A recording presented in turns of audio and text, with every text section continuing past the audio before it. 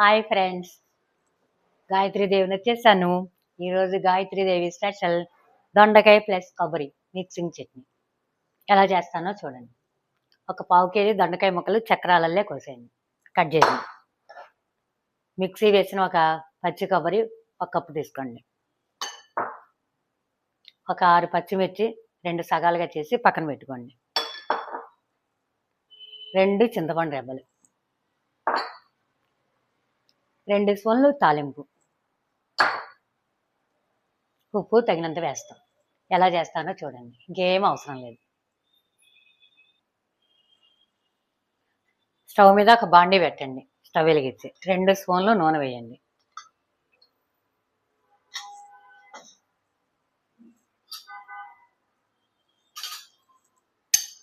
నూనె వేడవంగానే దొండకాయ ముక్కలు వేసేయండి.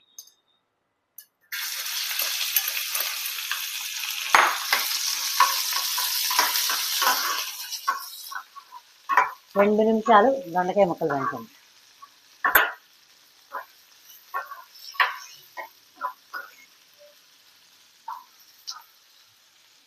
పచ్చిమిర్చి కూడా వేసేయండి.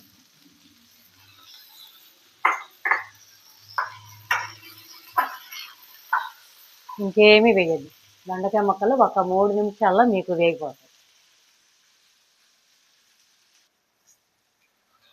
చూసారుగా ఫ్రెండ్స్, ఒక 3 నిమిషాలు మాత్రమే చేయండి, బాగా వేయించకూడదు. ఇప్పుడు ఈ కొబ్బరి కూడా ఇందులో వేసేయండి.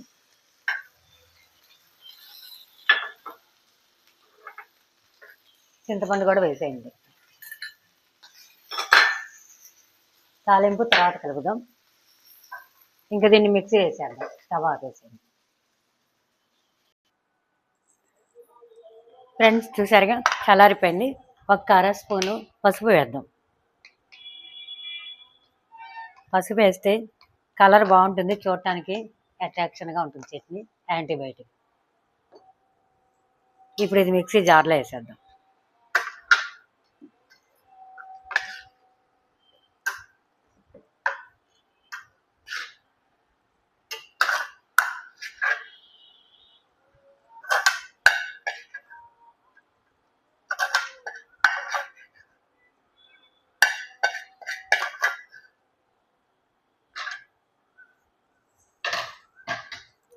రెండు నిమిషాలు మిక్సీ చేసేద్దాం.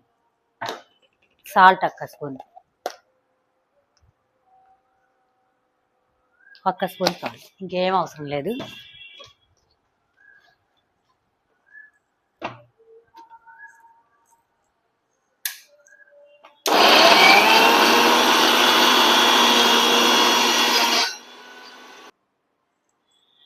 Friends, chutney ready.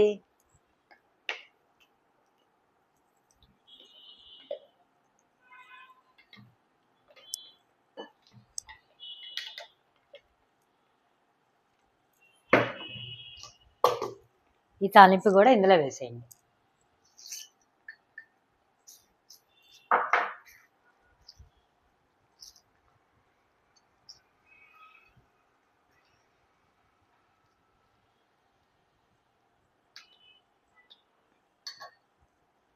చూసారుగా ఫ్రెండ్స్, దొండకాయ ప్లస్ కొబ్బరి చట్నీ రెడీ.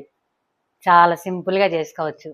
ఒకవేళ చట్నీ జార్లో పడలేదు అనుకుంటే 2 స్పూన్లు వాటర్ వేసుకోండి, ఏం కాదు చట్నీ.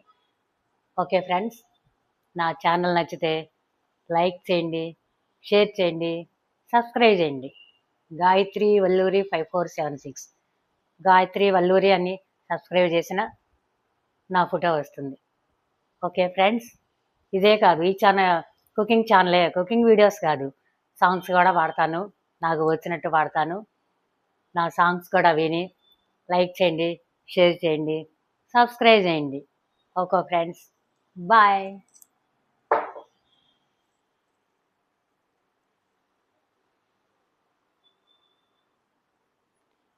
ఈ రోజుతో నా ఛానల్ చూసిన వాళ్ళందరూ 38,000 మంది అయ్యారు ఫ్రెండ్స్. అందరూ మీ అభిమానంతో చూస్తున్నారు కాబట్టి నాకు ఇంత మంచి గ్రోత్ వస్తున్నది. చాలా తక్కువ టైంలోనే నాకు మంచి సపోర్ట్ లభించింది. చూసిన వాళ్ళకి, చూసేవారికి అందరికీ నా ధన్యవాదం తెలియజేస్తున్నాను. ఇంకా సపోర్ట్ ఇవ్వాలని కోరుకుంటున్నాను. మీ గాయత్రీదేవి. Okay friends,